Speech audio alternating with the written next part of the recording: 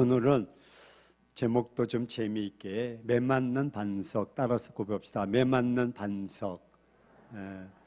강야는 물이 없는 아주 척박하고 사람이 살아갈 수 없는 열악한 장소입니다. 따라서 이 강야를 거쳐 가야 할 이스라엘 백성들은 필연적으로 고난과 고통을 감수할 수밖에는 없습니다. 또한 영적 신앙으로 그 어려운 상황을 잘 극복하며 이겨내야만 했습니다.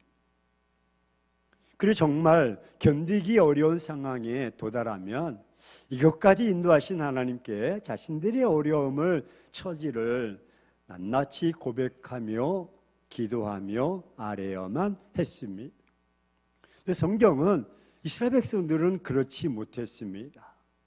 이스라엘 백성들은 마라의 쓴물 사건이 발생한 지 얼마 되지 않는 시점에 또다시 오늘 본문에 물로 인한 원망과 불평을 하나님과 모세에게 터뜨리고 있습니다. 즉 마라 물 사건 때문에 먹을 수 없을 정도로 물맛이 썩기 때문에 그때 불평을 했습니다. 하지만 이번에는 아예 물이 쓴물이 아니라 물조차 없는 관계로 인해서 원망을 터뜨리고 마른 것입니다. 이러보면 이스라엘 백성들은 조금만 어려우면 원망하고 삶이 약간만 힘들어도 불평하는 그야말로 습관적인 불평꾼들이었습니다.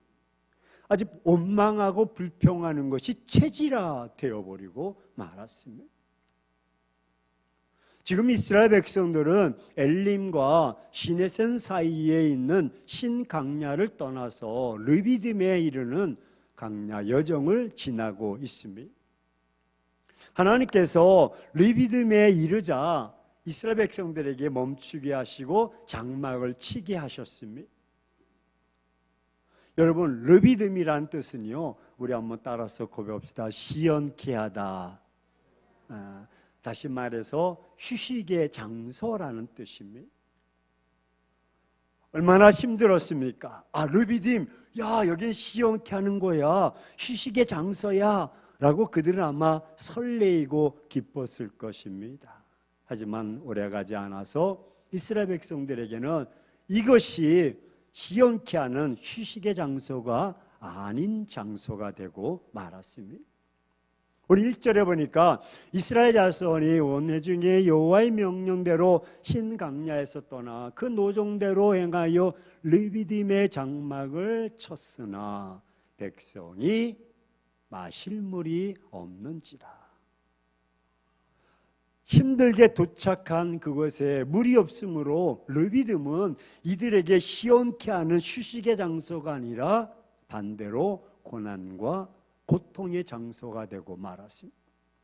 따라서 시간이 흐를수록 지친 백성들의 고통은 점점 더 심해져 가고 있습니다. 마침내 그들은 지도자 모세를 향해서 거친 싸움을 걸어왔습니다.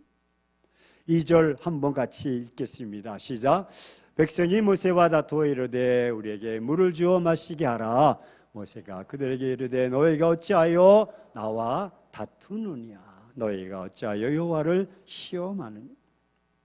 여기서 다툰다 말을 2번 말씀하고 있는데, 다툰다는 말은 말 그대로 싸운다, 또 꾸짖고 대든다. 그러니까 모세와의 격렬한 지금 다툼을 하고 있는데, 이 표현을 리얼하게 말하면 혹시 길거리에서 남자들끼리 싸울 때 배 이만큼 나온 사람이 그래서 쳐봐 말 치지도 못하면서 막 이렇게 하시는 거 보셨어요? 지휘자님 보셨어요? 그런 모습. 백성들이 모세를 향해서 말이야, 당신이 말이야 지금 막 이렇게 대들고 있는 거예요. 모세는 내가 무슨 어떻게 하나님 하셨지. 거친 몸싸움을 밀치고 격렬한 싸움을 하고 있는 거예요. 하지만 어떤 설득으로도 물을 공급받지 못한 백성들을 진정시킬 수가 없어요. 마침내 모세는 하나님께 이 사실을 알고 무릎 꿇어 기도하며 해결을 구합니다. 그러자 하나님은 모세에게 해결책을 주셨습니다. 오늘 5절과 6절 말씀인데, 여호와께서 모세에게 이르시되 백성 앞을 지나서 이스라엘 장로들 데리고 나일강을 치던 내 지팡이를 손에 잡고 가라. 내가 호렙산에 있는 그 반석 위 거기서 내 앞에서 서리니 너는 그 반석을 치라. 그곳에서 물이 나오리니 백성이 마시리라. 모세가 이스라엘 장로들의 목전에서 그대로 행하리라. 예수님께서 주신 해결책은 이렇습니다. 장로를 데리고 호렙산으로 올라가서 하나님이 지시하시는 그 반석 앞에 서게 하고, 그리고 그 반석을 지팡이로 내리치라는 것입니다. 그러면 그 반석에서 물이 나온다는 것입니다. 하지만 이 사실을 누가 믿겠습니까? 유치부 전도사님이 또 윤은부 전도사님이 여러분 하나님께서요 모세를 통해서 호렙산에 올라가게 하셨어요. 거기서 반석을 보고요 하나님이 반석을 해서 치라 하자 모세가 탁 쳤더니 물이 확 솟았어요. 할렐루야. 그러면 애들이 전도사님 미쳤구나. 이제 전도사님이니까 미안하니까 아멘 그러지만 어떻게 산에서 아니 반석을 쳤다가 물이 솟아. 우리는 또 믿음으로 하나님이 호렙산에서 지시한 그 반석에 다 모세가 치니 물이 솟아. 야 하나님은 이렇게 받아들이지만 이게 쉬운 일입니까? 아니 물을 얻으려면 적어도 강이나 냇가로 가야지 산으로 올라가는 것은 믿을 수가 없어요. 그렇지 않아요? 아니, 산에 폭포가 있기 때문에 산으로 올라가라 하시는구나. 강야는 폭포가 없어요. 또 반석을 쳐서 물을 얻겠다고 산으로 올라가니 산으로 올라가는 것도 기가 막힌데 그 산에 올라가서 반석을 쳐서 물을 내게 하라니 기가 막힐 일입니다. 반석 돌덩어리를 내리치면 돌 속에서 물이 나온다는 말은 상식적으로 이해할 수가 없습니다. 더구나 모세 혼자 가는 것도 아니고 장로들을 데리고 가라 하시니 장로들이 반석을 쳐서 물을 얻겠다는 모세의 말을 듣고 순순히 따라갈 장로들이 또 어디 있겠습니까? 필경 모세가 제정신이 아니라고 아마 할 것입니다. 저는 그래서 합리적으로 물을 대신할 수 있는 것은 물밖에 없다. 물밖에 없다. 이 엄청난 인원들과 가축들이 시간이 지날수록 하나둘씩 쓰러져 가고 말 것입니다. 이 사실을 아는 백성들은 저마다 살기 위해서 필사적으로 모세를 대들고 폭동이 일어날 것입니다. 모세 또한 얼마나 답답했겠습니까? 자신이 해결할 수 있는 문제가 아니기에 하나님께 이 사실을 구합니다. 그런데 하나님은 산으로 가라. 그리고 반석을 치라라는 말씀에 모세도 당하기는 마찬가지였을 것입니다. 왜 하필 산입니까? 강도 아니고 시냇가도 아니고 쉴만한 물가로 인도하시면 되는데 정말 산과 이 돌에서 물이 나오긴 나오는 것입니까? 도무지 이해가 되지 않습니다. 납득이 가지 않습니다. 하지만 하나님은 때때로 이해가 안 되는 것, 행동을 우리에게 요구하십니다. 이럴 때 우리의 태도가 중요합니다. 왜냐하면 하나님의 생각과 우리의 생각은 다릅니다. 하나님의 생각은 높고 깊고 넓은 줄로 믿습니다. 그래서 그 하나님의 무궁무진한 그 생각을 우리의 작은 생각 카테고리 속에 집어넣어서 생각하려니까 언밸런스가 되는 것입니다. 납득할 수가 없는 것입니다. 하나님은 인간의 모든 문제를 해결할 수 있는 유일한 분인 줄로 믿습니다. 그분은 단 한 번도 우리와의 약속을 지어버린 적이 없으신 신실하신 하나님이십니다. 르비딤은 하나님이 장막을 치도록 인도하신 것입니다. 친히 하나님이 야 멈춰, 거기서 장막을 치라. 그러면 하나님께서 책임져 주실 줄로 믿습니다. 이것에 하나님의 대책이 숨겨져 있음을 우리 영적인 시야로 잊지 말아야 됩니다. 하나님은 물이 없어 또다시 원망하는 이스라엘 백성들을 징벌하지는 않으셨습니다. 오히려 모세를 통해 그들에게 물을 공급해 줄 방법을 제시하고 그 방법이란 모세의 손에 들려진 지팡이로 반석을 쳐 물을 내게 하는 것입니다. 여러분, 하지만 모세의 지팡이는요, 모세가 호렙산 기슭에서 양을 치던 때 쓰던 그 지팡이입니다. 또 애굽의 피지양을 내릴 때 나일강을 내리쳤던 그 지팡이, 홍해를 가를 때 내밀었던 그 지팡이, 그 지팡이의 능력이 있는 것은 절대 아닙니다. 하지만 하나님은 모세에게 물을 공급하는 방법으로 반석을 치라고 명령하십니다. 사실 반석, 곧 바위덩어리에서 물을 얻는다는 것은 상식적으로 불가능한 일입니다. 하지만 하나님은 르비딤에서 이스라엘 백성들이 중요한 교육을 지금 하고 계십니다. 이 진리의 교육은요, 기독교의 뿌리요, 기독교의 기초가 됩니다. 생명을 주관하는 힘은 땅에 있는 것이 아닙니다.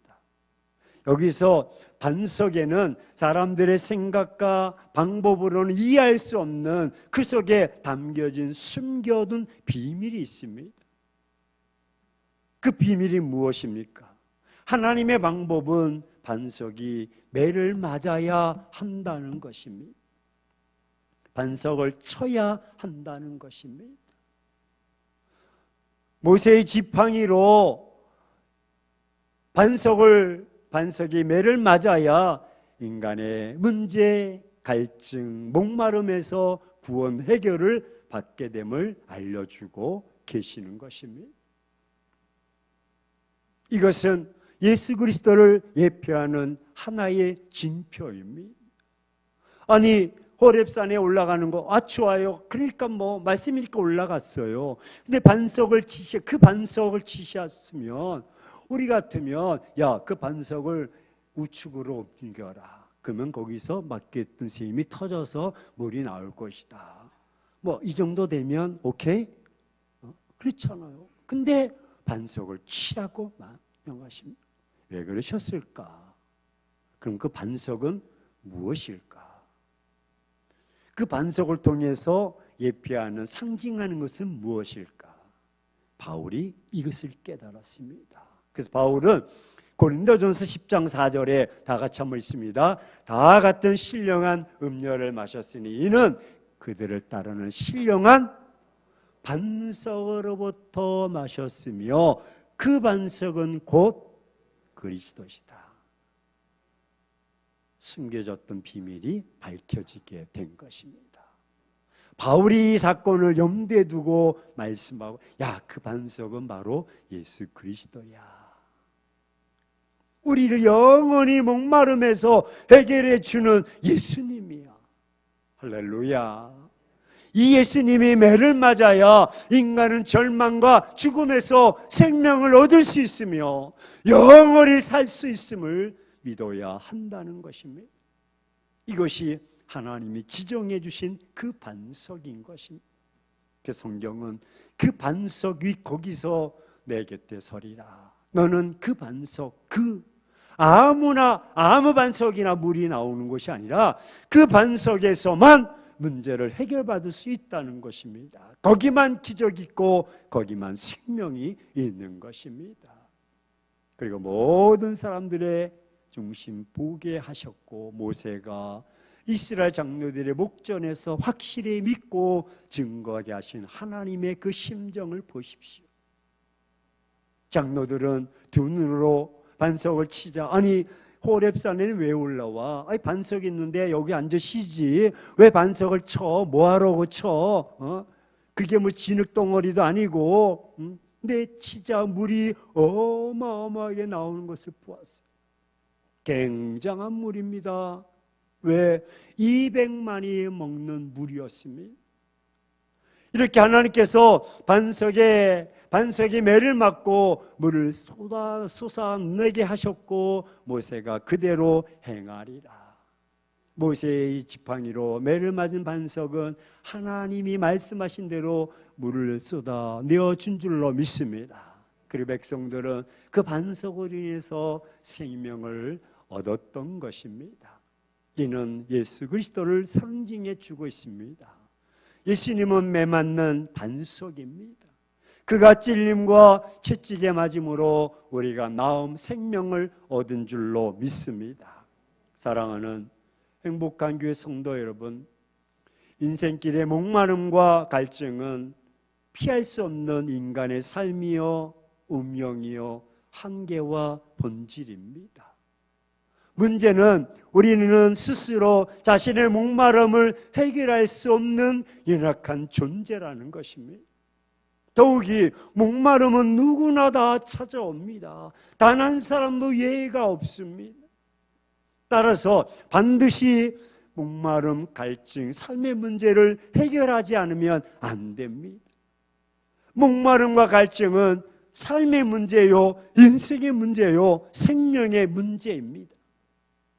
해결이 없는 곳에는 결국 원망과 불평, 낙심, 좌절, 포기 당연한 것이죠. 지금 인생의 르비딤을 만나서 목마름으로 애타는 분이 계십니까? 스스로 해결할 수 없는 갈증과 목마름으로 쓰러질 지경에 처한 분이 있다면 오늘 해결받기를 주의 이름으로 축원합니다.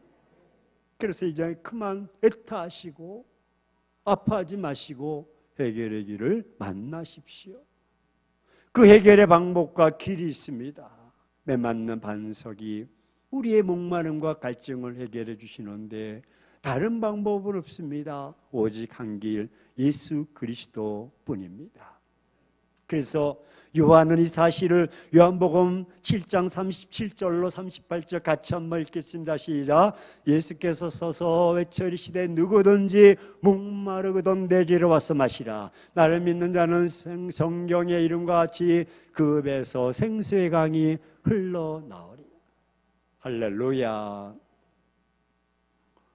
외부로부터 오는 갈증, 고통, 아픔, 하지만 성경이 이런 것처럼 내 배에서 생수의 강이 흘러넘쳐서 그것들을 싹 몰아낼 줄로 믿습니다.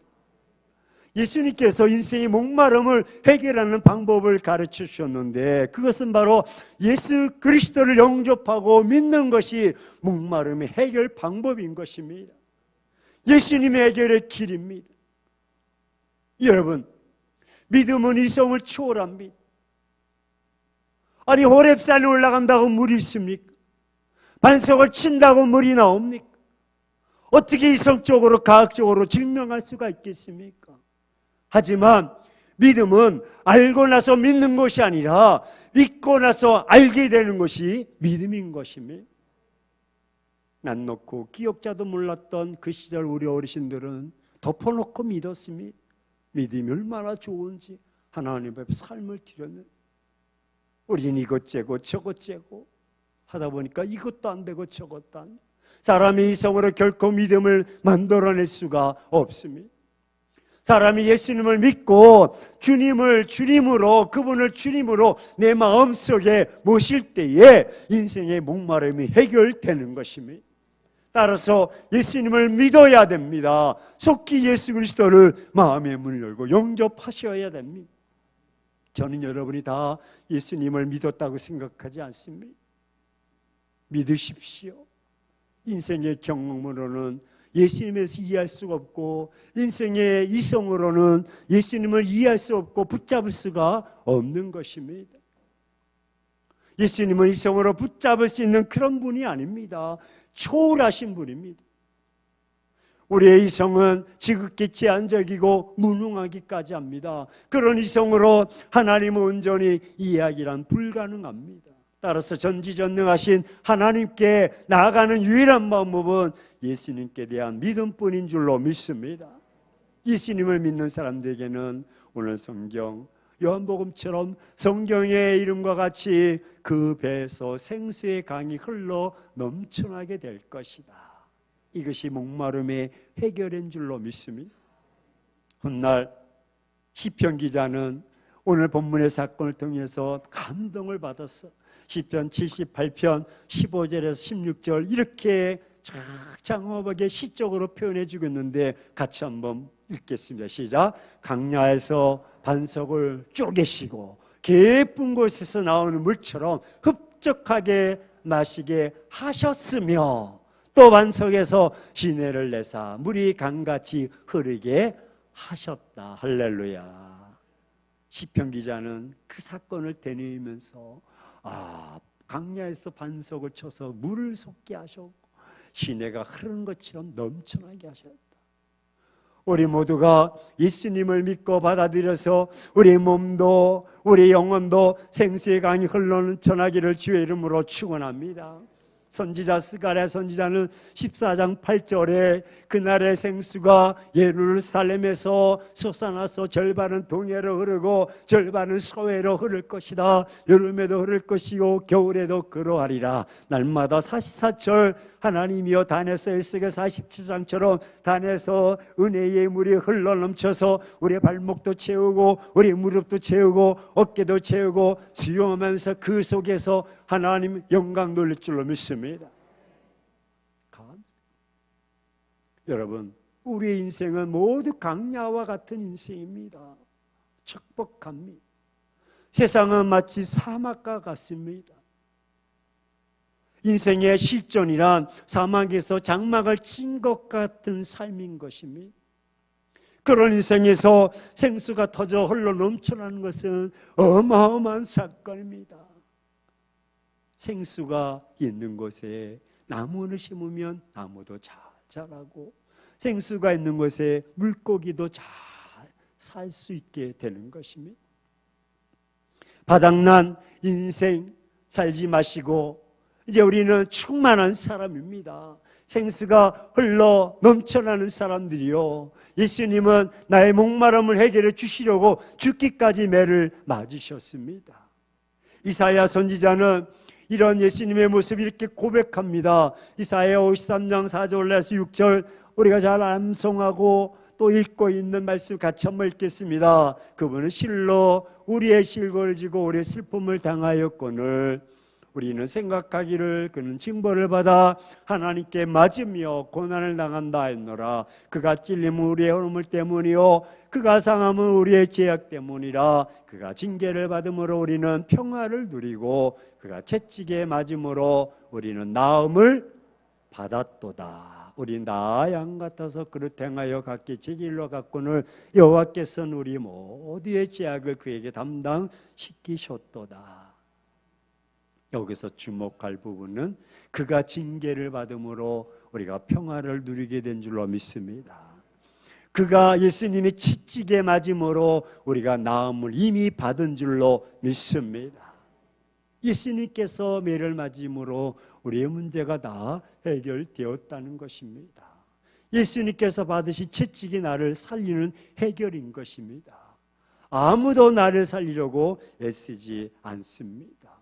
오직 예수님께서 내 문제 때문에 매를 맞고 해결해 주셨습니다. 그러므로 예수님은 해결자요 치료자요 전능자이신 것입니다.